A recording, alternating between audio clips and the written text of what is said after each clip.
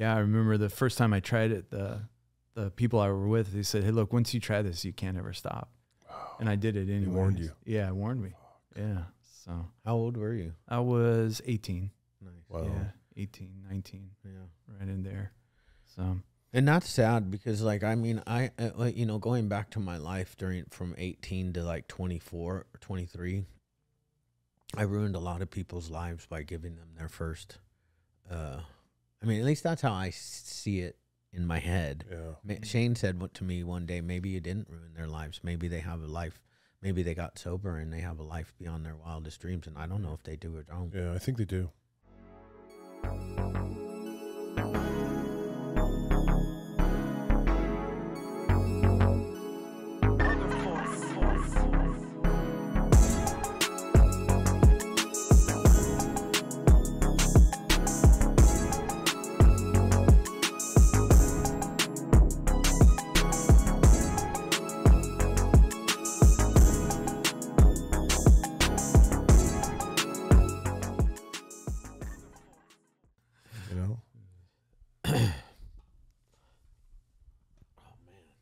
It's really bad over here, huh?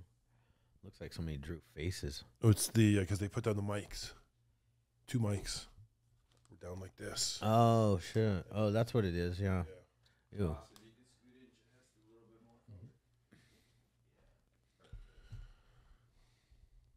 All right, can you see him? Can you see me? Can you see Chad? Hello. Do you ever talk to the camera? It's weird to just like look at the camera and be like, "Hey, how's it going?" It's going good there. It's going good. Oh, it's there. going really good. Yeah, we're from Canada. No, eh? we're from Fargo. We're still in the States. Oh, we're there. still in the States. Oh, yeah, for sure. Fargo, North Dakota. Don't you know? Oh, hell yeah. Gonna go get some buffalo. What we doing next Tuesday? Tuesday? 6 o'clock. Tuesday, 6 o'clock. Yeah, we have a meeting. Yeah, Recover Out Loud. Recover Out Loud. That's awesome. Zoom meeting. Yeah, we do a Recover Out Loud Zoom meeting here. Yeah, everyone is welcome.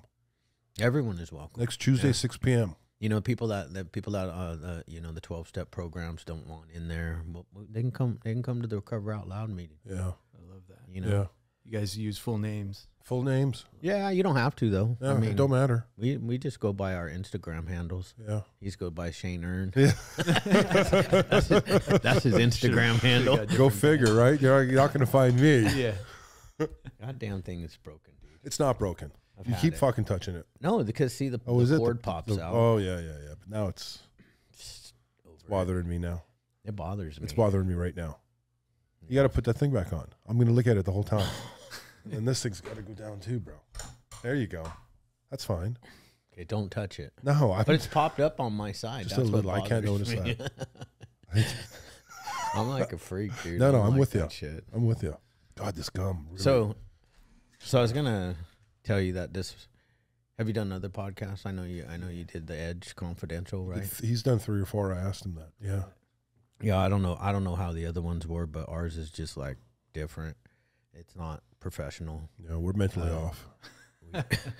This is how it goes. This is the mental podcast. Nice. Are we allowed to say mental? Mental, yeah. Oh, I can say about myself, right? You can say whatever you want. Yeah, okay, I don't know. Good. I don't know either. I'm not politically correct. I'm politically incorrect. Incorrect. We're actually politically disabled. Right? Yep. I am politically disabled. I don't even know what the newest trend is, so that's the problem. I can't keep up with that crap. Well, it's moving so fast. But what I was gonna say is we don't edit our podcast, so whatever happens once we go live. Oh wait, Michelangelo, are we live? Nice. Oh, okay, yeah. So we've already been live. Yeah. So whatever happens on the podcast, we just release it. Unless I do have one thing. If somebody says something offensive, then we'll bleep out the section. Bleep. Bleep. Bleep. You bleep prick. Those bleep.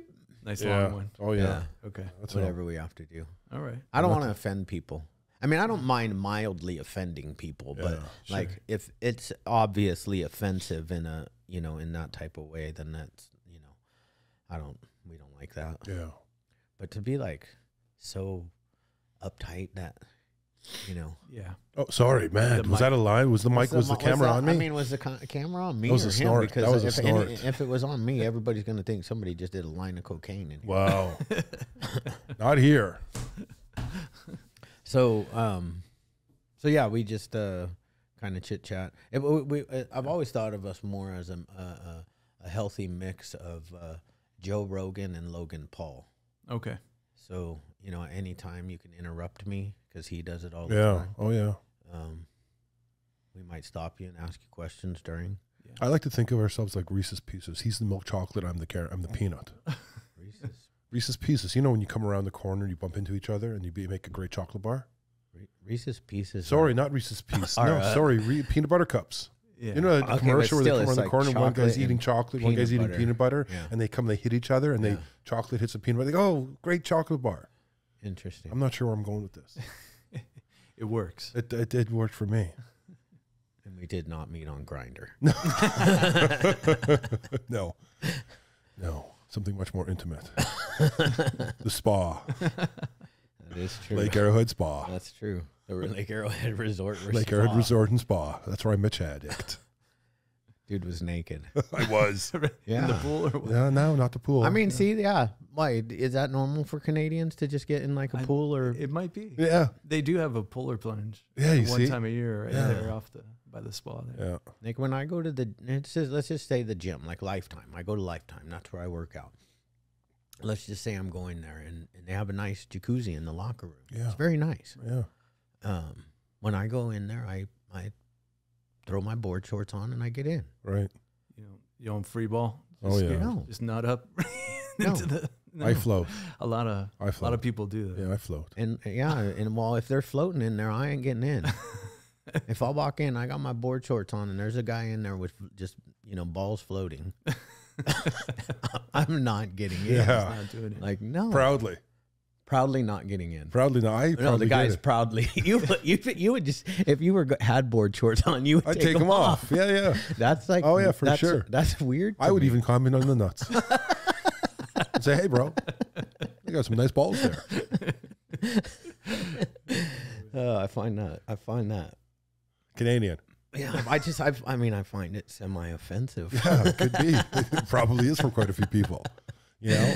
Yeah. Yeah. I made fun of some guy for showering with his bathing suit on at the yoga. He was in because there's a shower, and I'm in there stark naked, just walking around doing the stretch. And he goes in, changes into a bathing suit, and goes in for a shower. And I made fun of him in front of 5 other guys. He was not happy. I said, "Bro, where are you from?" Where was he from? He was from Canada. He was. Yeah, he was a goaltender. That's weird. Yeah. Low standards. Yeah, very low. Very low. I mean, I'm going in the shower naked. Yeah, of course. That's I'd force you. happening. You'd have no other choice. Dude, I've had to shower with like 10 men at the same time before. It doesn't bother me that much. I just don't like that. That's not what you do at the locker room. It's not expected. Yeah. Yeah. Yeah, there's a certain etiquette at certain places. Not if you're Canadian, though. Canadians just go in there. Yeah. Just a peaceful, loving group. I also have a brother-in-law. He's from France. Okay. And he's very comfortable just rolling around in a Speedo.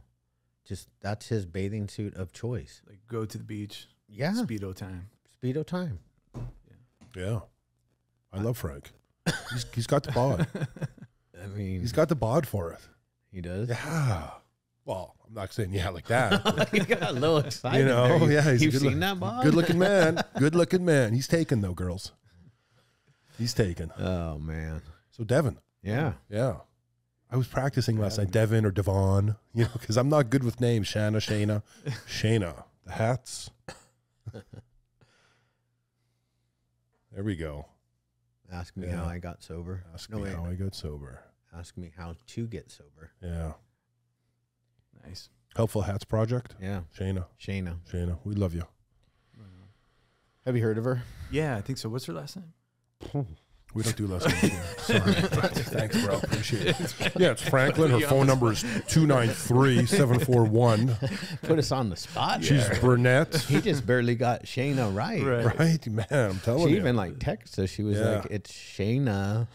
Yeah. Shane. And your name is like Shane. Shane. I remember even when she was here. Yes. She said to you. And I went Shane E. Yeah, Shane yeah. And then you still forgot. Yeah. What's Michelangelo doing on the phone? So is it Fuck. is it Devin or Devon? Devin. Okay. Unless you're from England, Devon. Devon. Devon. Hello, Devon. You look wonderful today. Oh, man. Oh, good time. Tell us about yourself. Yeah. Where did it all begin? Oh man. Colorado. Push the mic just a little down and closer to you. Okay. There, can you hear me? Yeah. Don't be I hear gentle. you. You don't. You're not going to break it. Nut up. No. Yeah. There we go. You passed the vibe test. There you go. Yeah. Yeah, no, Colorado on a 72-acre cattle ranch. That's where I grew up. Oh, wow. Town cool. of 400 people. So, yeah, I had a great upbringing, great family. My family were teachers. My dad was an elementary school principal. My mother taught the hearing impaired. Oh. And worked with deaf and blind children and all that. I have one brother, but stayed there until I was 17 and moved to Phoenix, Arizona. So I was living in southwestern Colorado near the Four Corners. It was only a town of 400. Yeah. Oh, wow. Like, Into Phoenix, party town. Phoenix was party town. So I learned how to get myself into trouble even in a town of 400, believe it or not. And then, You ever do cow tipping? No, never. I've heard of it. Really? But yeah, never actually did it. So we had plenty of cows. Yeah, Could have done it. Yeah, for sure. Yeah, because don't they? That's what they sleep standing up. Yeah, And then you push them over. They just fall. Yeah, it's kind of jacked up. It's mean. Yeah, It's mean. You fuck them up a little. Or even PTSD. Who knows? Yeah. Yeah. So then Phoenix, it was party time when I was there. I couldn't go to graphic. I went to go to graphic design school and just wasn't going to school. I was busy using methamphetamine. Oh, nice. Drinking and Hell yeah. all that stuff. So yeah, it got pretty bad. That happens to be my drug of choice. That's right. Methamphetamines. Yeah. Amphetamines. Amphetamines. You were a pro. Huh? You were a pro. Oh, yeah, I'm beyond. You were a pro. Expert. You were an expert. Superstar. Superstar. You're right. Whatever the highest level is you Yeah. can get to. And you tried. You tried. Yeah. Wow. I mean, one of the few who worked for the CIA. Yeah. Right. Wow. Part time. I mean, Yeah. yeah. It was a full-time gig when Yeah. I was. And when it was on, it was on. Oh, yeah. Yeah, I can relate. 24/7. Right. They wouldn't let me go. No. Yeah, I remember the first time I tried it, the people I were with, they said, "Hey, look, once you try this, you can't ever stop." And I did it anyway. He warned you. Yeah, it warned me. Yeah. So How old were you? I was 18. Nice. Wow. Yeah, 18, 19, Yeah. right in there. So And that's sad because, like, I mean, going back to my life from 18 to like 24 or 23, I ruined a lot of people's lives by giving them their first. I mean, at least that's how I see it in my head. Yeah. Shane said to me one day, maybe you didn't ruin their lives. Maybe they have a life. Maybe they got sober and they have a life beyond their wildest dreams. And I don't know if they do or don't. Yeah. I think they do. yeah, I stay positive. Yeah. Yeah. yeah, So I mean, and I never told. I was never telling anybody though that if somebody wanted to like IV do meth, I would be like, if I do this, it's the last time. You'll never do it any other way, and your life will be fucking misery. right. Yeah. You know, Just tell them the truth. I would. Yeah, It's not fun. yep, It's a downhill spiral. yep. You know. Yeah, it's exactly what happened. Yeah, luckily my family intervened on me about a year into it, so that was good. I got early intervention. Went to Cottonwood Day, Tucson, Yeah. out there in Tucson, Arizona. But I had this great, call center job, that I was worried about losing, but it wasn't really a job, Right. something. I didn't even have it. It was like lined up, It was like, how long am I going to treatment for? 4 weeks. 4 weeks, that's, I got this to do, that to do. Got a But- high bar fucking job to get back to, bro. What are you Yeah, doing right. to me? I need my phone. I need my phone. I got to make my cold calls, Yeah. So, but that was in 1999. So went there, and then they referred me to Sober Living by the Sea. Oh. Yeah, and what happened was I on my treatment plan, I wanted to go to school. I was trying to go to graphic design school. It didn't work. So what they did was they said, well, look, there's this program called the Teach program. Yeah. And it was in Newport Beach. And then there's a recovery community that was associated with UT Austin, I think it was. And they just showed me the brochure, and I saw the peninsula and the palm trees, and I said, I'd like to go there. So yeah, it was actually on Father's Day. My dad and I drove from Phoenix out to Newport, and then I've been in California ever since. How was that Teach program? That was one of the first of its kind, I think, back then. Yeah. Paul Alexander. Yeah. Great guy. Yeah, absolutely. Yeah, later became my business partner. Yeah. So where at? At Northbound. Nice. Yeah. Nice. Yeah, so Sober Living by the Sea is where I got my feet wet. Yeah. Got sober. Then started working in the industry, but it was out at Sunrise Recovery Ranch. Yeah. Out in Riverside. Yeah. Yeah. Yeah, I was there. Yeah. I went there. Yeah. Miserable. I went there too. Miserable. Just seemed like mean people working there. That was part of Sober Living by the Sea, right? They own that. Yeah, it was the men's 30-day inpatient program. Yeah. Yeah, I didn't like it either. Yeah. I'm not sure I stayed more than like 5 days. Yeah, I did, and I bounced out. Yeah. Took a cab home. I mean, I bounced out some of the most beautiful treatment centers in the world. Right. It's like Bayside Marin. Right. 24 hours gone. One meal, but I do know they have good ass food there. They have nice feather beds. Yeah. King size. Actually, I think it was a queen. It was a nice queen bed. Is that like, when it's hard to, I had a doctor ask me, this was after I was working in the industry, but he said, like, what's the thing? Like when do you know you're done? Or when do people that are seeking recovery decide that they're done? And I didn't know the answer to that.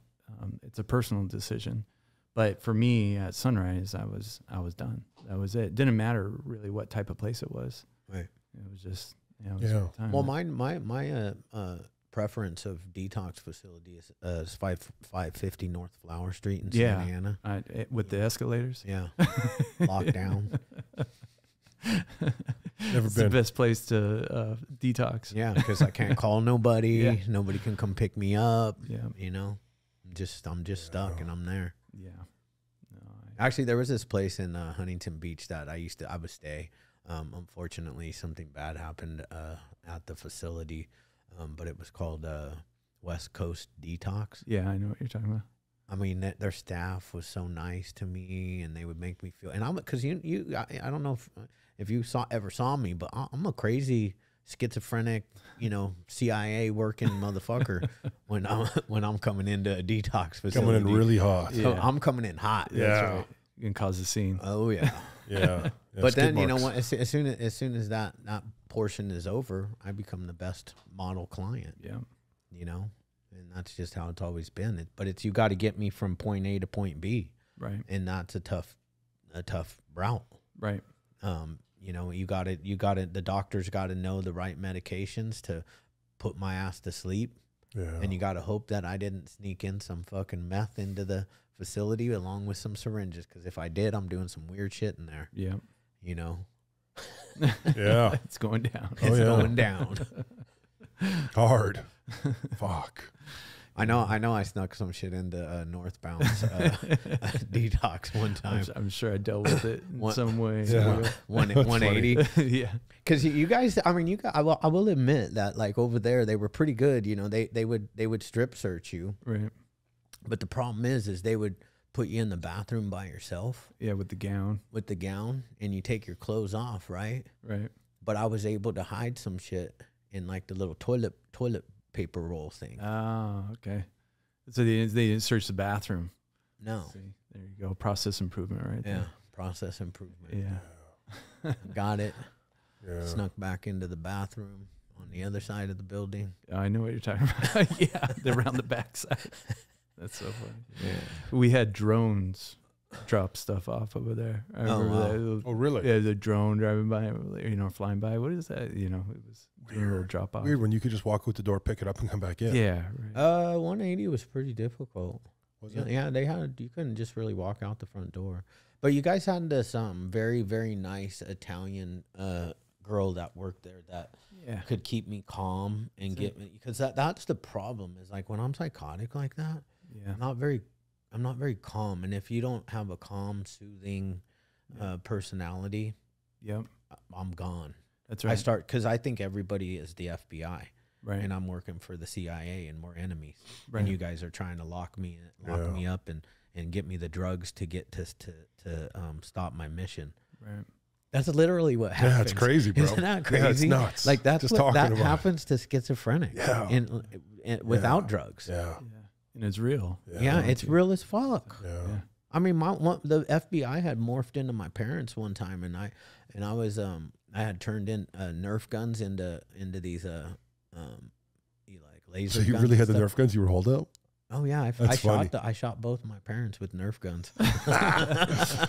That is fucking. It wasn't my parents though; they were the FBI. Wow. Because the FBI had the ability to morph into other people because they're actually the FBI is actually aliens, like black Men in Black. I mean, or something. like Men in Black. Like Men in Black. That's way too many fucking movies. Isn't that? I mean, any crazy shit? So you like nerfed parents? I never heard that one. You nerfed the parents. That's That's fucking funny. You nerfed your parents. Yeah, I mean, I feel really bad about it because it reminded me of that guy. Were you screaming while you were nerfing them? I mean, probably shooting them. FBI, down on your fucking knees.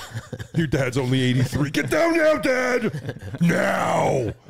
He was fucking aliens. He was probably like 80. Shit, can you fucking imagine? Poor guy. This was a Nerf gun. Nerf gunned him to the fucking back of the head. Wow. Gina. Yeah, it was Gina. Yeah. She was awesome. I remember, we looked to hire staff that when the bear roared, they run towards the bear.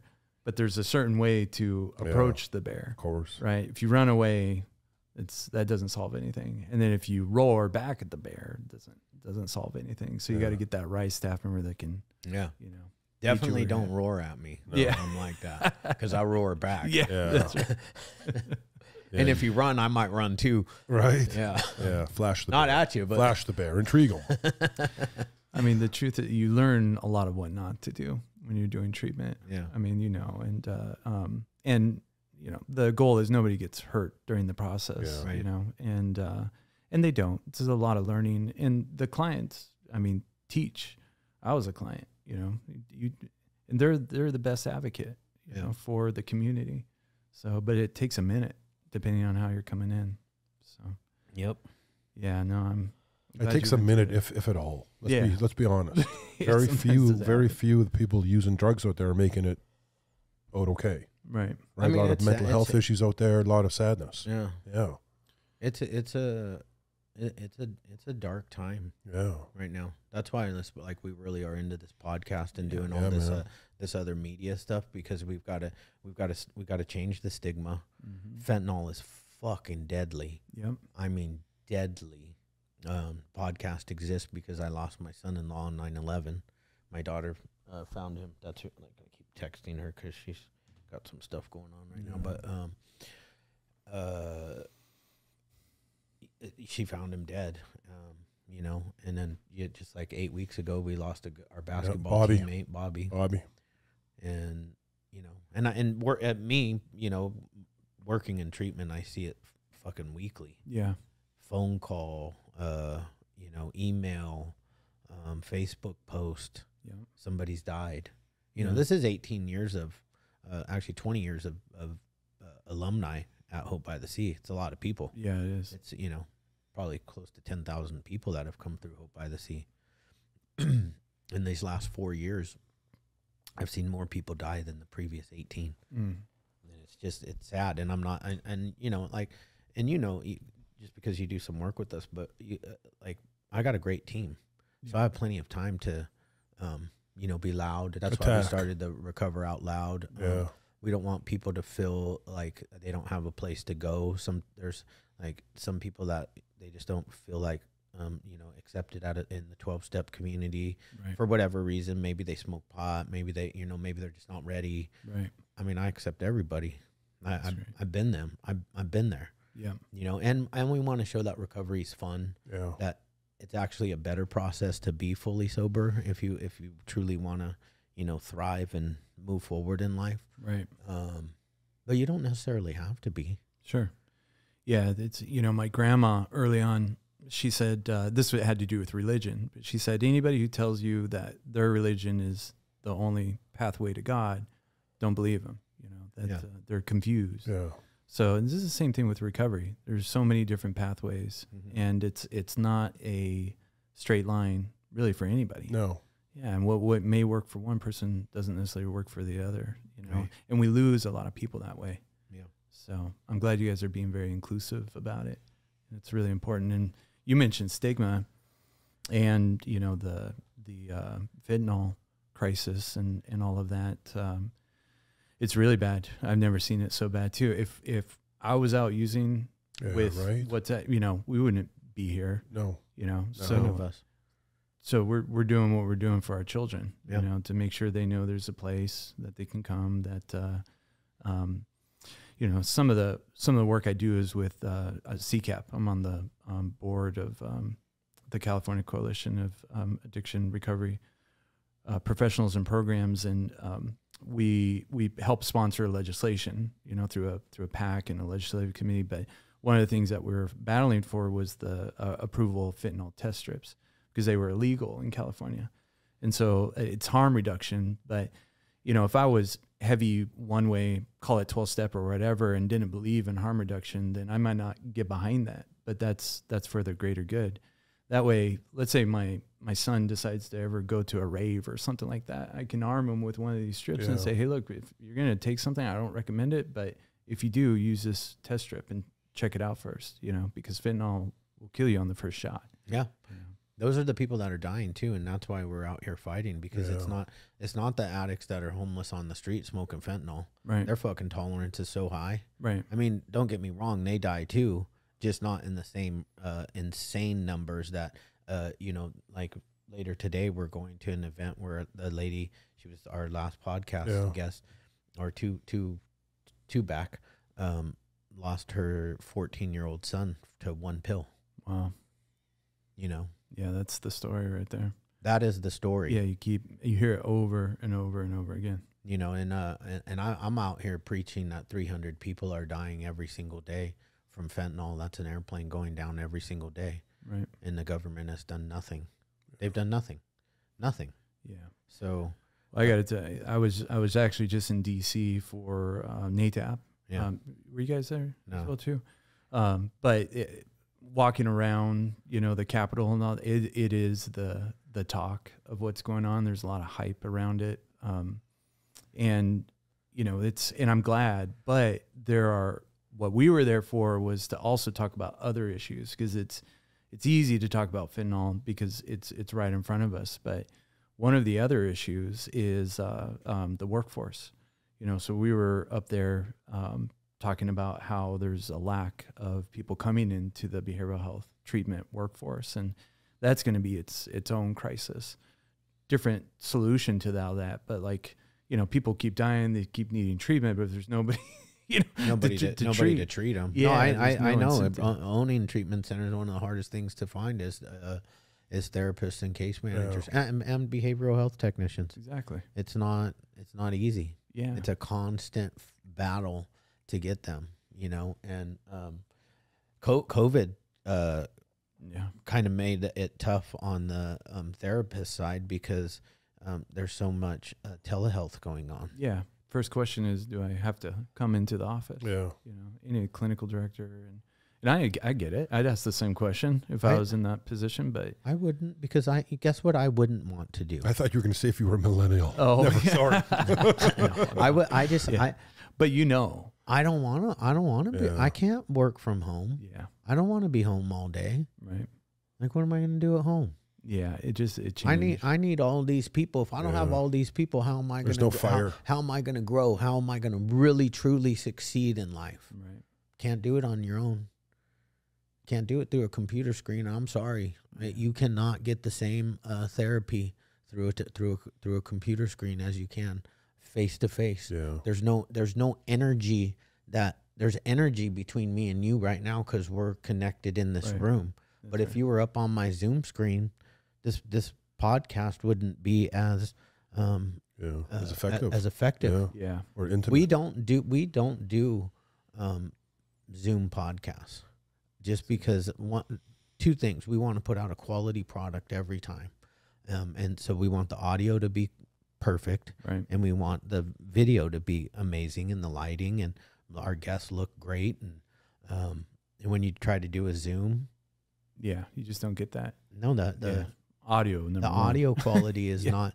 You know, I'll do studio to studio if it's somebody that's a true podcaster, right? And I see, and they have the same equipment that we have, because this is all top notch equipment. Yeah. You know, I mean, even my voice sounds good. It does. It does. It does. And I sound like a girl usually. No. It's really weird though, like, because I listen to these podcasts and I'm like, for a while I was like, God, I hate my voice, and then all of a sudden I'm like, I kind of am enjoying my voice. Now I'm back to not liking my voice again. Yeah. It comes in waves. It's weird. Yeah. So you got sober in 99? Is that it? No, well, I tried in 99. Oh, okay. Yeah. No, I fell in love while in treatment. Oh, Oh, you had a rehab romance? Yes. Yes, I did. I don't mean to cut you off, but I was thinking about making an app, a rehab romance, a dating app for rehab, for people in their first 30 days of recovery. Nice. Yeah, it's called Rehab Romance. Yeah. And I was going to do 2 R's, and the R's were going to come down to make a heart. Wow. And we're going to call it, the R's would be backwards. Yeah. Rehab Romance. Pregnant people. What do you think of that R's. app? don't do it. There's potential. Unless you hook them in and counsel them, you know. I'm totally kidding. Oh man, yeah. That's my joke, because I had a funny. rehab romance, and I have a 22-year-old daughter from a rehab There romance. you go. Yeah. No, I know people that do. I'm lucky. Well, I shouldn't say lucky. That did not happen to me, but yeah, it diverted me from my focus for sure. And there go something that continues to come up in my life is when I start to succeed in a certain area, then it's like enjoying new levels of success, early recovery, whatever you call it. There's a challenge that presents itself, and so I've gotten better over the years at identifying what that challenge is and talking about it. I talk about that a little bit later, but early recovery, that was the thing for me, was the relationship, and it diverted, everything that I was doing. And so we ended up relapsing together and stayed reps for 2.5 years. So you relapsed together for 2.5 years? Yeah. Yep. Mm-hmm. So I finally got sober in 2002. Yeah. Yeah. So great 2 years though. Come on, bro. Seriously, there were some good times in there. Well, I learned I was truly, I accepted that I was an alcoholic because people were telling me I was, but it wasn't like in my heart of hearts. Right. I had to go back and revisit that. So, but I was. So you started drinking. Oh yeah. Well, and using drugs, but I had to stop using drugs because of some trouble I got with the law. I was able to drink and still like test and get around it, but when I only drank, I was bad. I was off and running. Yeah, it's just So I mean, even today, I don't gamble. I gave up energy drinks. I might stay on that gum, but the work, focus and the energy. Yeah, nootropic gum. Yeah. Cali Did you muscle. switch the camera, or was that? So, but yeah, I've just got that personality, So, and it serves me well sometimes. With work or other things, but it's great. It's great for business. Yeah, superpower. Yeah. Or like, like for me, it's like I do it in 2 areas of my life. I do it at the gym, and I do it in business. There you go. And that's where I focus all of my energy. I stopped energy drinks too. I used to do one Blue Monster every day for years. I think that shit fucked up my stomach. Yeah. Right. I never had stomach problems, and then all of a sudden acid reflux turned into GERD. Yeah. GERD is kind of like a nerd. GERD's bad. It is gastroesophageal reflux disease. Yeah. It's a disease. Yeah, it is a disease. Just we have acid reflux just all. Yeah. What's weird though is like the acid it doesn't have to always be like up here. It can like be pushing and down, and then, like I would get pain right here, like severe pain. like, I mean, I'm so full of shit. Like, not severe pain, but Sure. very annoying pain all the time. Yeah. And then I had to go on meds. And now I can't get off the fucking meds. Right. Because I think I've been on the med too long, and it's fucked up my. Sure. I think you need it. It's fucked up the the injector, the enzymes things that or whatever that shoot out the acid. Yeah. Because it turns off the acid. So and then long term effects of the meds are not good. It's like fuck. Omeprazole. No, even worse. What? Protonics. Oh. Probably gonna have a doctor calling in. You need to get off that. Right. You need to get off that. What the fuck are you doing there? How long you been on that Protonics for? Shouldn't be on that for more than 60 days. Shit. I mean, it's a moderation, right? You know, so. Yeah. But anyways, so I finally got it in 2002. Unfortunately, that my rehab romance, she died of an overdose. Oh. And, so that was, you know, While you were together? Shortly after. Wow. Yeah. So, that was, I mean, and it opened my eyes, you know, it was like, hey, well, why me? You know, how come I made it and, you know, they didn't. So anyways, that was something that, you know, brought me to the place where I was, along with, you know, other things. I was really done hurting my family as well too. My family's I'm really close to them. I actually met with this therapist in the town that I grew up with. When I was relapsed, I went back there. My grandma took me to him, and he just kind of flipped the script on me and made me realize, you know, how much I was hurting my family. And I for some reason, I wasn't thinking about that before. So I just started seeing things different, you know. So, but yeah, you know, started working in treatment, and I haven't looked back. It was 20 years ago, you know. Yeah. So, I'm really, you know, grateful for the work that you guys do. And so I you know, worked at treatment and then ended up becoming a partner of a treatment center with Paul, which was the program where I originally tried to get sober at. And he has a great program. And Mike Netherton. I was with Mike just a couple days ago out in the desert. Nice. He's a good man, came from the Betty Ford Center. Yeah. You know, both of them are mentors of mine. And I left there in 2020 and then started consulting full time. And so we have a consulting firm, Circa Behavioral Healthcare Solutions. And we have a list of professionals that work with us, and we help treatment centers grow and stay compliant, you know, so with licensing, accreditation, process improvement, you know, clinical operations, medical, and all that. And it's been really, really amazing. So just helping good treatment centers, you know, grow and be better. Yeah. I'm feel so fortunate. I feel like the guy who figured it out, because there's a lot of people I met in the industry along the way, and I love them. And now I get to work with them and help them, you know, do the work better. And one of my purposes is to protect the vulnerable, you know, and so that ticks my higher purpose with Circa Behavioral Healthcare Solutions, because at the end of the day, the people who need the services that are fighting the stigma, or, you know, they're vulnerable to, you know, the disease, to what's going on, to the society, and then they get protection, and they turn out, like we said, being the best assets, you know, out there. People who get sober and be successful are like, you better really watch it. You better watch out for us. Yeah, because we're coming. Because we won't stop. Yeah, we're coming. Protect the vulnerable. It's nice. I mean, I feel like he's, you know, he says it and how he's saying it, and I can vouch for the fact that we do work with him, and I feel like, you know, the stuff that he does, he protects us from the shit that, like, for instance, one of my places that had, you know, the state show up today, you know, to investigate a complaint, and like, we're ready for it. Yeah, like, we have all our ducks in a row. You know, because this business is a very, very vulnerable business. That's right. We put everything on the line all the time, because we are not working with people that are healthy. Yeah. We're working with people that are not healthy, and then on top of that, we're working, basically, we're bound to government agencies, right? That have bad, we may have they don't believe us anymore. Sure. I feel like that's changed. It's not as bad as it was, but it's not as good as it used to be. Sure. Like in the early 2000s, before, let's just say pre-2013, 14, shit was really good. They were the everybody that would come, the state, they were happy, they were nice.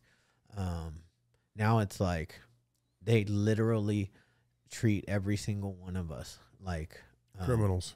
Yeah, Sad. like they're looking to find that. Yeah, like how like cops used to be. Yeah. Well, and you know, it's in Orange County specifically, I mean, there's this whole NIMBY movement that has grown into all treatment centers are criminals, you know, and it's not that. And some treatment centers haven't done anybody any favors, but you know, there's so many good providers out there and very few bad providers. And the ones that shouldn't be in the business, they have no business being in the business. They find their way out eventually. You know, the ones that have been here. How long has Hope by the Sea been? It'll be 21 years. Yeah, that doesn't happen for no reason. You know, that's because you guys have been doing good work for 20 years, providing service to the community. So, anyways, I'm with you. One of the things that we've done is, you know, we know the culture of the state. Number one, follow what's going on, but then number two, we really learned how to partner with them and help the provider navigate working with them, you know. And so if we do anything really well, that's it, is help work with the government. Yeah, you know, and it's tough to work with the government. You know, it's not the easiest thing in the world, right? You know, because first off, to even work with the government, you got two sides bickering at each other that don't like each other, right? And then it's like, what? How do we do that now? Yeah. And then if you try to tell them that they're doing something wrong, I mean, it's just like it's just like the VA, man. The VA literally thinks that they're the best, the best at treating veterans, and until they can say, okay, it's okay that other people are just as good as us. Right. You don't have to even be like, they're better than us. Just like there's other treatment centers that are just as good as Hope by the Sea. There's plenty of them. Well, there's no, you know, with the government, there's no competition. That's why it's bureaucratic, it's inefficient, but suck. But there's, you know, but there's a place for it, you know. For sure. Like it's there for a reason. It was, you know, so yeah, heavily regulated industry. It's gone through its waves, and we get the distinct pleasure of helping good facilities navigate all of that. It would be great, you know, California. They just keep going in the wrong direction with it. It's like they could make other decisions. You know what? You want to get rid of NIMBY problems? Let us fucking go into, you know, places where we can have more than 6 beds. Yeah. Like you have a property that's nowhere around anywhere, or it's in like this building, for instance. How about we turn this building into a residential setting, right? Where you have rooms and showers and people could live here. Yeah. And guess what? There's no neighbors around here. Yeah. There's all auto mechanics. Well, and there's so much value to a recovery community like that when you have, you know, more. It can be done. It's tough to do. It's 6 beds. So when California changed the you know, we used to all be able to take everybody to the center. I remember. Yeah. And then when they changed that, and they're like, no more can you take them to the center. You have to have the 6 beds, people in the detox res. They need to stay there. That's where they're going to do all their treatment. First off, it made it way more expensive for us. Right. It made it harder. Now you don't have the peer support, because me telling, or even a case manager telling a client, you shouldn't leave right now. Everybody wants to leave at 2 weeks. Just hang on for another day. Yeah. You'll feel different tomorrow. But when a peer tells you that. When a peer tells you that, who's at 90 days sober, who was just like, I was just there. Now we don't have that. Yeah. They took that away from us. Right. Yeah. It's like. That was bad. And that was a NIMBY-based bill, you know. This makes it worse. No, I know. Because now my clients used to not be at the house all day. Right. Now I've got clients and staff at the house all day. So I don't know how that helped NIMBY. Right. That makes more people at the house all day during business hours and group hours. Right. It's insanity. I'm with you. Yeah, that was a bad one. You know, there was way worse bills. You should see the amount of bills that get knocked down every year. I mean, that unfortunately that one slid through, but I mean, you have to have X amount of bathrooms and showers within X amount of feet, and you know, the things that come at the industry is quite, you know, startling if you actually look at it, you know. Yeah. So yeah, unfortunately that one slipped through, and but I mean, if you know NIMBY, I know NIMBY. I'm still named in a lawsuit in Costa Mesa, and you know, I've stood up there in front of, you know, trying to get conditional use permits, and I'll never forget. I was actually, you know, played my game, and we, you know, when they're up there telling the community, or up there telling lies about you, is, you know, the clients are having fruit fights in the street. They're setting palm trees on fire. They're, you know, having hookers come over. I mean, you name it, they were saying it. None of that stuff happened. And so we have to say, hey, none of that stuff happened. But I turn around and, you know, off the podium, go sit down, and this older woman who I think her family had owned like residential care facilities for the elderly. She stood up, she put her finger right in my face, and she goes, you know, you should be ashamed of yourself. And then I sat down, I looked over at Paul, and I said, I think we got a problem here. You know, like this is way worse than I ever thought it was, you know, like it hit me in that moment. And then, I figured at that point that we would probably have to leave that city, you know, at some point, just because, I mean, if any city has taken the NIMBY bus and driven it into the ocean, it's Costa Mesa, you know? And they don't have any friends up in Sacramento. And, you know, I'm pro city if they want to, you know, get behind, but if they're discriminating, then no, you know, it's no city, no local government can tell people in recovery where they can live. To make a permit or any type of ordinance for sober living, much alone treatment, you know, let alone treatment, then it's just illegal. You can't. Doesn't it completely violate the old Fair Housing Act? Well, they tried to change the Fair Housing Act. That's as far. They tried to change ADA. Do you remember that? With Judge Selna, they took a stab at trying to change ADA law and fair housing. So that's as far deep as it runs. Something just came out. It's called the OC Grand Jury, and all these cities have banded together. What's happening is because they're creating these discriminatory ordinances, some cities listen and some cities don't. And we with CCAP go in and we try to give them guidance and to explain to them, look, this ordinance is discriminatory and you should reconsider it. And here's why it's discriminatory, not just, you know, it's discriminatory. We give them a pathway and reasoning as to why. Well, there's certain cities, Encinitas is a good example. They created an ordinance, and then within a couple of days they turned around. But that's because they got a letter from the Department of Housing that basically says, hey, look, unless you retract this ordinance, then we're going to stop funding. And so they hit them. The government now hits the cities on the budgetary side. So you should look it up. But this OC Grand Jury, they put together, all these cities came together to basically say, hey, look, you should not impact our funding. But in there, it talks about how much money the city of Costa Mesa spent on legal fees, you know, and it's just, I mean, it's millions and millions and millions of dollars. And they don't bat an eye, and neither does the community mind if they spend their tax dollars, you know, in that way. So there's got to be a better way to come together. And where I draw the line, and this goes right along with protecting the vulnerable, is no local government can tell people in recovery where they should live. They have the right to live wherever, period. And so anytime when they start, you know, creating a permit for sober living or, you know, whatever, the 6-bed thing, you know, that if anything, that's the only thing that provides protection. But you know, they create these permits to have a sober living, and they people in recovery have, just like people that are of certain race or religion, or they're pregnant, they all have a right to live together if they wanted to. So what happens? So they create these ordinance, right? So let's say you do put a sober living in there, and then what? So then and they find out that there's people that are sober together living in the same house. They get discriminated against. They'll come, what? They'll send the investigate. They send code enforcement. And they start pushing people around, telling them they have to do this or that. And what if you don't let code enforcement in the house and be like, what are you talking about? This is a private residence. Get the fuck out of here. Then they start fining them. You know, they'll start fining the homeowner.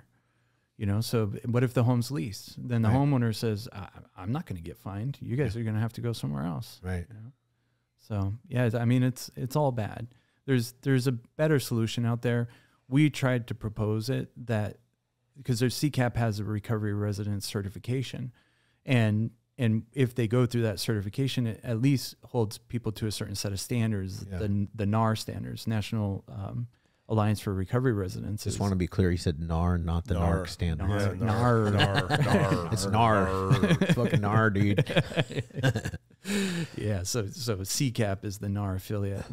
And I run a committee called the California Coalition of Recovery Residences. And so anyways, we give guidance on that, do the certification for the recovery residences. And there was a bill that was on the table, and it basically said that a treatment center wouldn't be able to refer to a recovery residence unless they were certified. And if they did, then the treatment center could be in violation on the state side. So that didn't pass, but there are laws like that in other states like Florida with FAR. I don't know if you've heard of them and whatnot. So, I mean, there's been solutions offered, certifying recovery residences, is, you know, because at least there's some minimum standards. Right. Because there are poorly run sober livings in recovery. We all know that. You know, but so still some of them are really bad, bro. Yeah. No, absolutely. We all know that.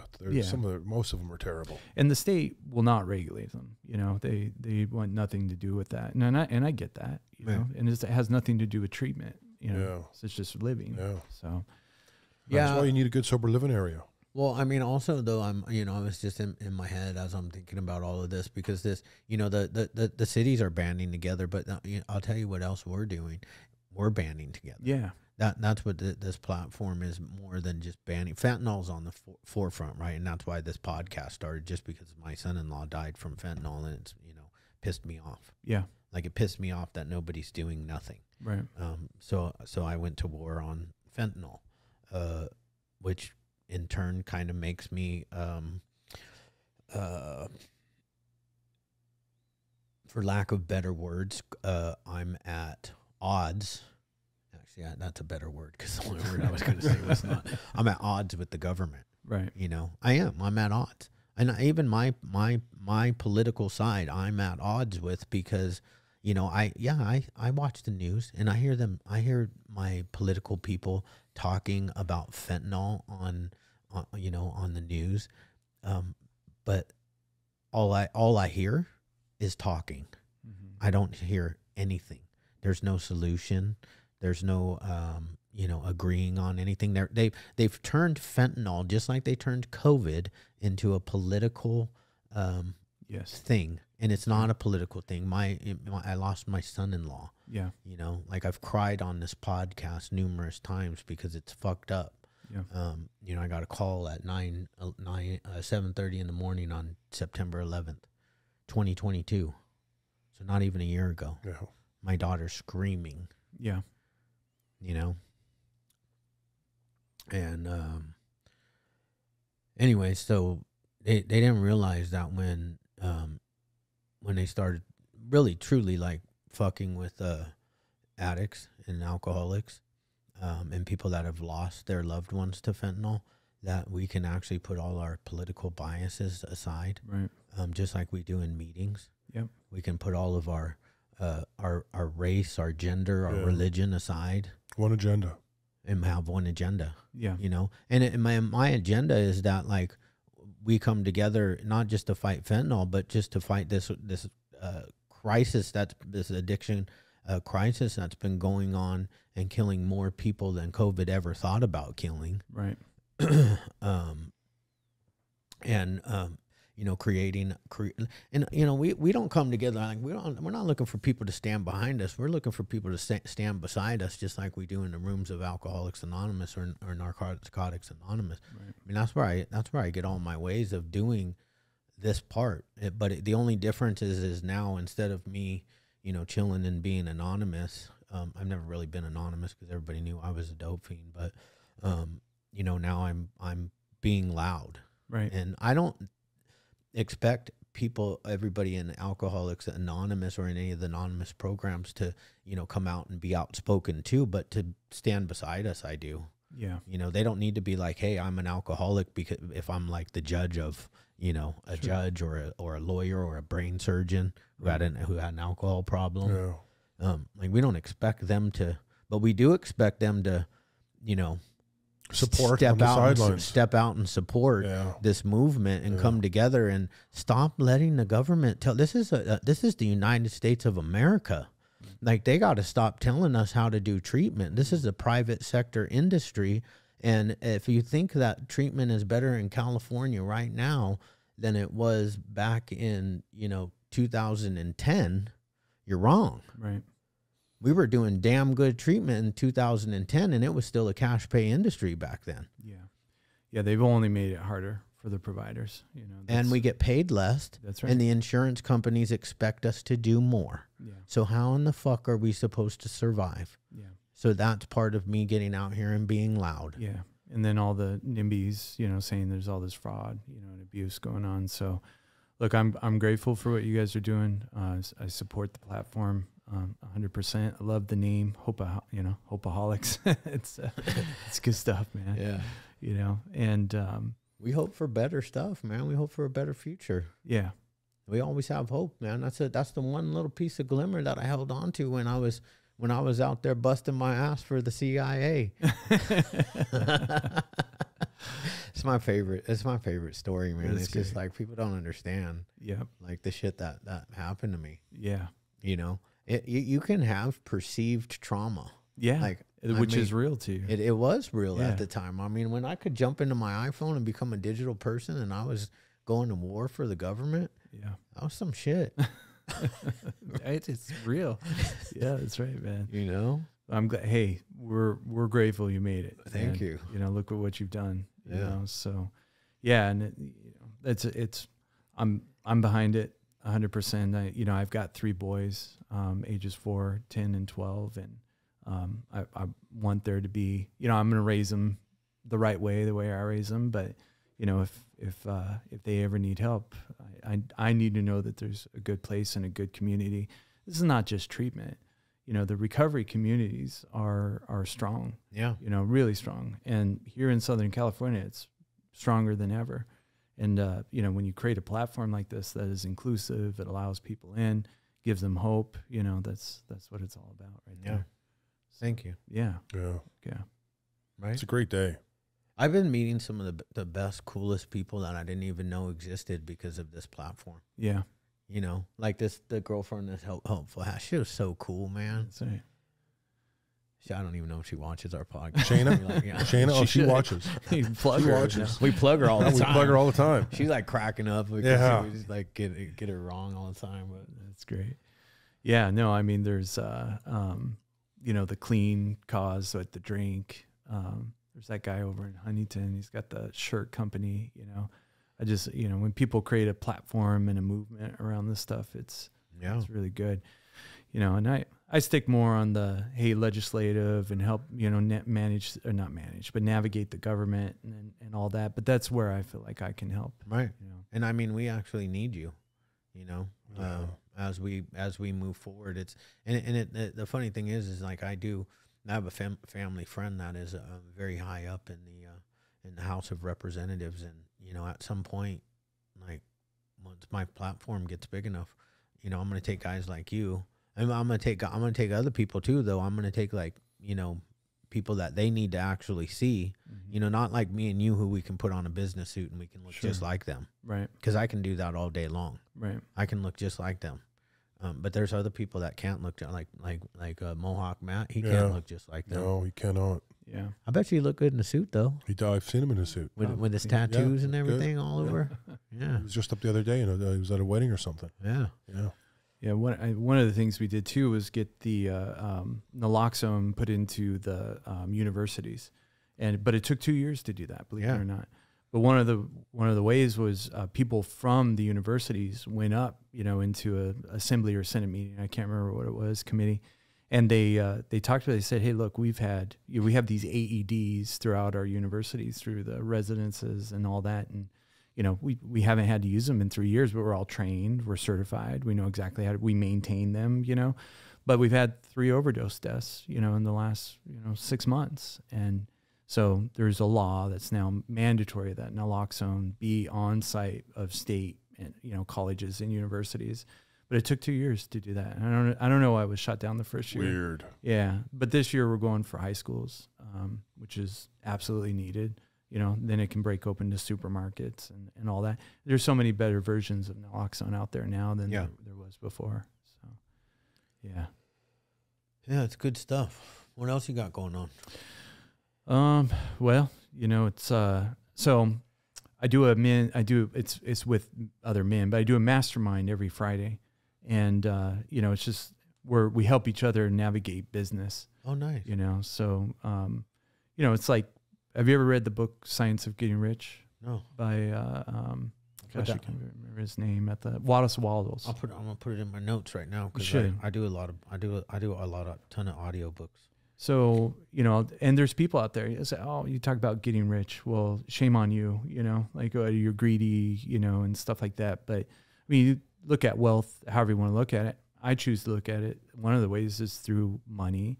And all that does is give more freedom and the ability to help more people. You know, I already mentioned my life purpose and all of that, but my business partner, I have another business. We make whiteboard pens. It's called Palace Pens. I know I've given some to you guys, but the second part of my purpose is to inspire humanity. And so we make a replaceable cartridge for a whiteboard pen. And so we call it the whiteboard pen that you'll never throw away. But it's 50% less plastic going into the waste stream. You know, it's a better writing experience, and the cartridge refills cost less than they do if you were to like replace an Expo marker. So they're great pens, but he's in that meeting with me and stuff. And so we read that book like a textbook every Friday morning. And then what we talk about is like what I was talking about before is, you know, when I experience a new level of success in my life, whatever that is. And right now, you know, we're companies doing great, get to work with great people. You know, my wife and family are doing wonderful. But what can happen is I get into something called a red zone. That's what we call it. So we just name it. And when a person is in the red zone, essentially what it is that they're experiencing new levels of success because, you know, we have kind of an upper and lower limit, you know, of where we're at, you know, in our lives. This is our opinion. And when you get into a red zone, you're into a new upper limit that you've never really hit before. And so red zone behaviors start to come out. Sometimes it's a, you know, extended elbow, you know, and sometimes it's, you know, so it can come out physically. It can come out in your thinking. It can come out of somebody racks up a bunch of debt, you know, and, or, you know, poor behavior. Maybe they start lying or doing things you wouldn't really be doing if you're in recovery, you know, and all of that. And so, so we watch out and we call each other out on those red zone behaviors. And, because we're all experiencing different levels of success and helping each other do that. So anyways, it's really good. So every Friday I'm just jazzed up because I get out of that. We talk about it. When we name red zone and then we name the behaviors, then it's not necessarily normalizing it, but you essentially tell on yourself, you know, and then you get the support of the community. It's a men's group. Yeah. We have a group too. It's called the Solomon Society.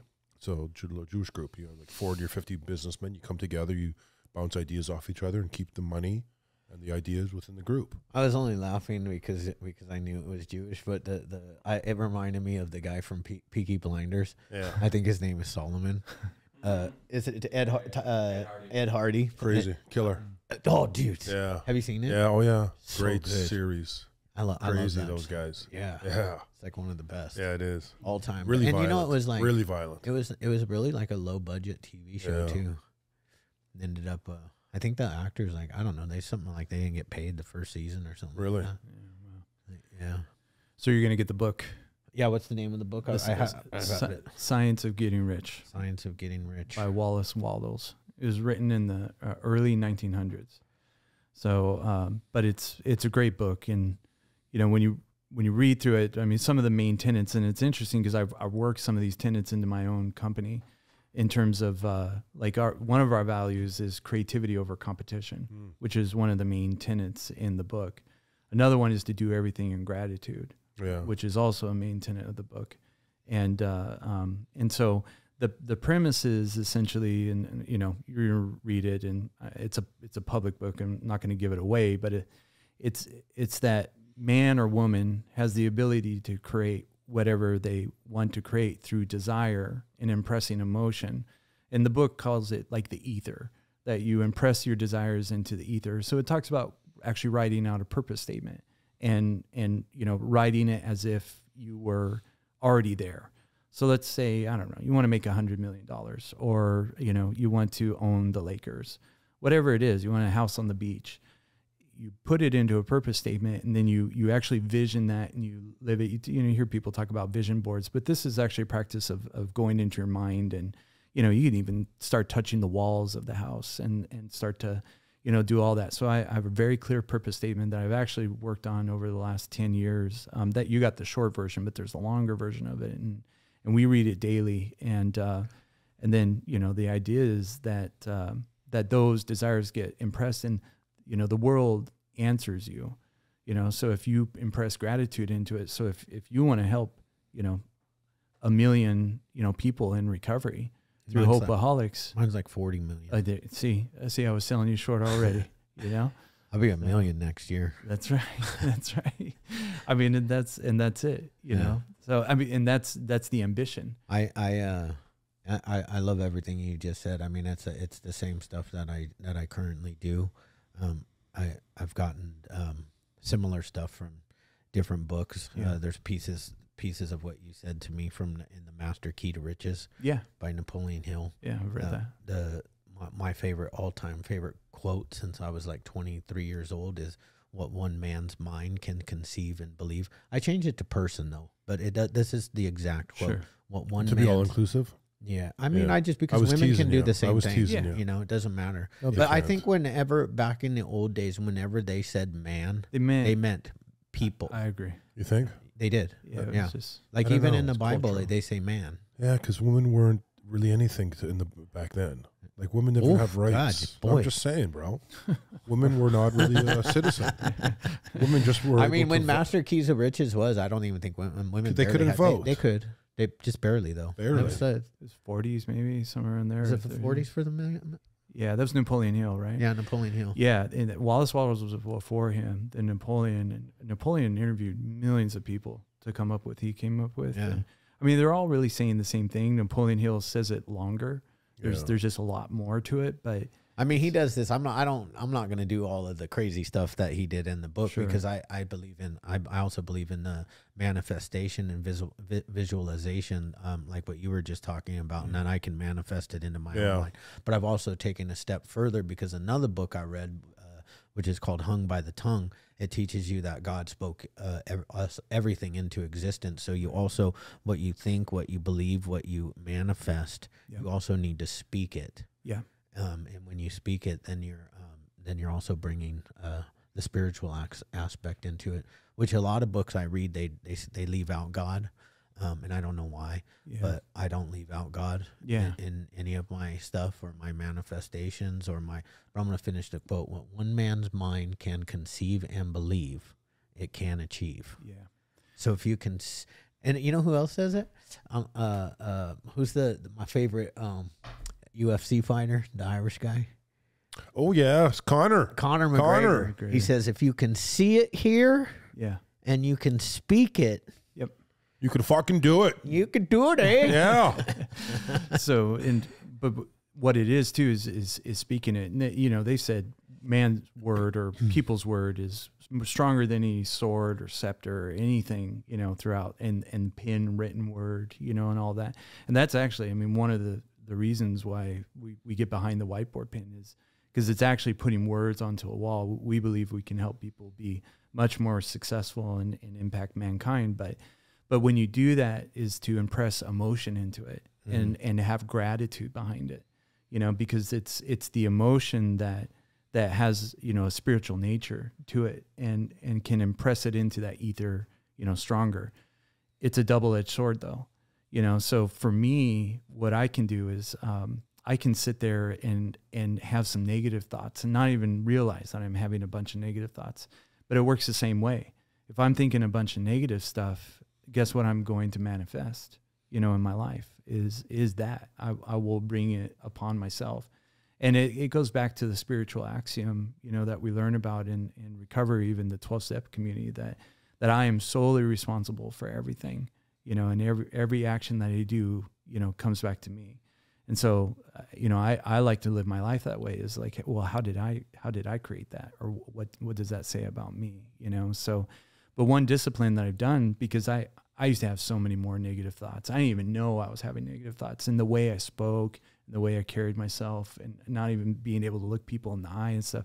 I mean, I've moved mountains now, but what I started doing, because I grew up the ranch was also an apple orchard, and we grew these Brauburn red apples, and so I'd envision these apples going through on a conveyor belt, and then every now and then a green one would go by, and I'd flick it off. And so when I'm having these negative thoughts, I envision that, where I'm flicking a green apple off the conveyor belt. And so when the negative thought comes, it just goes as quickly as it comes. And I believe that people are really successful.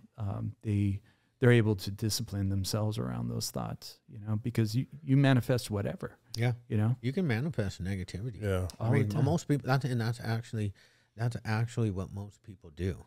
They manifest negative things in their lives because they focus so much more on the negative. And that's why I have chosen over the last couple of years of my life to remove negative stuff coming into my ears first. So I only fill my mind with positive, motivational stuff. Like when I'm at the gym, it's one of the big, but it's not, people don't understand. For me, the gym is one of the biggest disciplines, and it's not physical. Right. It's that I am in there. I'm mentally listening to positive motivational speakers. I'm listening to what they say. I'm focused. I'm creating stuff in my mind. I'm creating positivity in my life. But at the same time, like, there's the discipline of having that physical aspect too. I'm getting stronger mentally and physically. And then when I'm in my car, I pretty much only listen to audiobooks on leadership and, stuff like what you just gave me. That'll be the next book I'm reading. I'm rereading or re-listening to From Good to Great. Yeah. Because that book really, like, it was a game changer for me in the fact that it named all the leadership skills that I already had that I didn't even know that I had. Right. And I was like, oh my God, I do that. I do that. Yeah. And I was like, how am I a level 5 leader? I didn't even know that. I didn't even know there. And then I look back and I say, oh, there was times when I was actually like a level 4 leader, and I was kind of like a, micromanaging or, doing this. And if you would have removed me, and now I'm trying to be that leader that if you remove me, all of my companies will still succeed. Right. Because I've taught other leaders how to lead. That's what it's all about. I will tell you, I got that book from Catherine and Peter. Mm-hmm. They're the ones that Catherine, Peter, and Aaron all read it, I think, together or something. Yeah. And they talked about it, and then they recommended it to me, and I was just like, bam, done. Yeah. Game changer. Yeah. Total game changer. Yeah. Yeah. I mean, anybody who's in business should read that book. Out of Pepperdine, our master's program, we were in a core group. We started a consulting firm called L5 Consulting. Right. We didn't put the effort into it, but anyways, and one of the people in my group, he had a license plate that said L5, so yeah, that's where it's at. It's being inspired, but people, they speak these concepts into words, and it just, it makes it make sense. Right. Yeah, it does. And that's why, and man, I encourage people, because I don't like to sit down with a book. I'm a slow reader if I'm having to read it. If I get to listen to it, I'm a very audio and visual learner. So if I get to listen to it, and what's cool about listening to audiobooks, if they talk too slow, I can speed it up. Yeah. Because a lot of them do. Yeah, I love that. And I say, like, no, 1.5 is not. You're going. I hate your voice. You're going at 1.5. I can't. 1.7. Some people are telling me they listen at 1.75. I can't. It's too fast. Yeah. Too fast. I'm 1.5. You got to work your way up. I do 1.5. Yeah. You do 1.5? Yeah, I do 1.5. I prefer 1.25. Yeah. Unless their voice is really annoying. Some books are just, I was just like, Yeah. Also read Donald Trump's book. Oh, did you? Yeah, what's that book called? Don't know. Yes, you do. No, I don't. The Art of the Deal. Oh yeah, The Art of the Deal. Yeah, The Art of the Deal. yeah. You learn a whole different side of Donald Trump than what the media portrays him as, or maybe even what you think of him as the president. I mean, I liked him as the president, but that's just my own personal. But the book was good. Don't be shy. Yeah, We love I him don't as talk. president. I don't talk about. I just said No. this isn't about. Podcast, not- No, Yeah. it's not. It's not a political podcast. Nope. I want people that voted for whoever to listen Yeah, to our I agree. podcast. I really do. Yeah. You know, and I don't want them to be like, "Oh, this motherfucker, I No. can't listen to him anymore." We are all I mean, inclusive. it's a problem though if you're that bad. Yeah. Like if you're that bad, like either side of the table. Yeah. yeah. I mean, if somebody voted for Biden, it's like I'm okay. It's just like you made a mistake. It's You may not admit it. you don't have to admit it out We'll loud. still talk to you. You know, I used to mean- come over for dinner. And I mean, it was just my only real issue is my biggest issue is that in 2020 I would fill up my gas tank for $80. I'm currently paying $140. Yep. And my $35 bag of groceries, Yeah, it's now 70. 70. Yeah. You heard Yeah. me say it on the Yeah. podcast. Yeah, $70 for Why- the same shit that I used to buy. Yeah, why aren't we talking more about that? You know, seriously, like you hear all this other stuff, you know, but, Because that's the distraction, and that's yeah. the great divide, and that's why with this podcast I don't really talk about politics, because except for the fact that you got to open your eyes that both sides are dividing us, because what's the opposite word of togetherness? Divided, Separation. Yeah, divided we're weak. yeah, Divided we are a weak country, and they can do what they want. right. Together we're strong. And what if the fentanyl crisis is the one thing, or the Bring us addiction together. crisis, Yeah. or Yeah. is the one thing that can bring us back together? Because I have people on this podcast from every political spectrum and every race, gender, religion,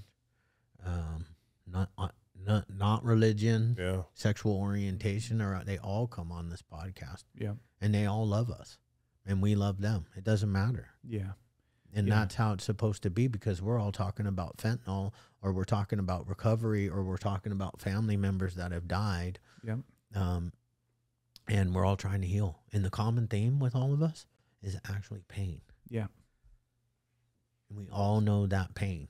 yeah. And you know the pain if you're a family member. You know the pain if you're the person that needs help. You know the pain if you're the grandparent. Yeah, it is. Yeah. It's a common thing. That's what brings us together. Yeah. When are you going to write your book? Oh, I want the movie to come out first, because the CIA shit is just so good. BHAG, man. Yeah. You should, man. You Yeah. should write a book. Who did you say you found to play me? No, he's too old now. He's like old like me. He could play like this version of me, Yeah. but not the 30-year-old CIA agent. Who is there? I haven't watched the movie Is there in any years, like bro. Is there any like bald guys, young bald guys? I don't know.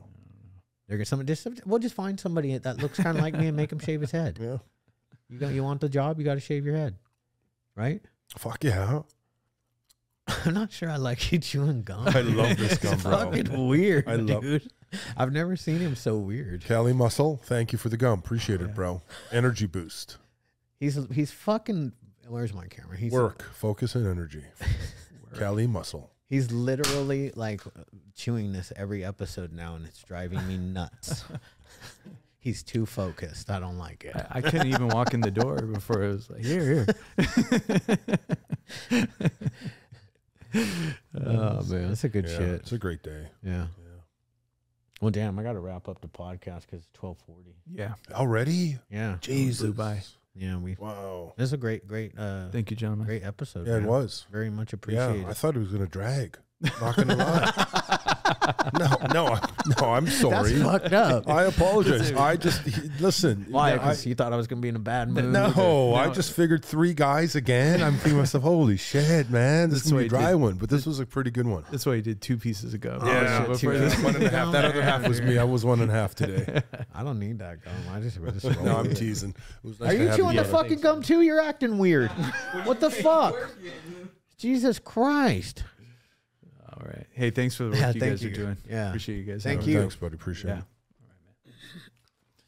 All right, just a quick picture and then yeah.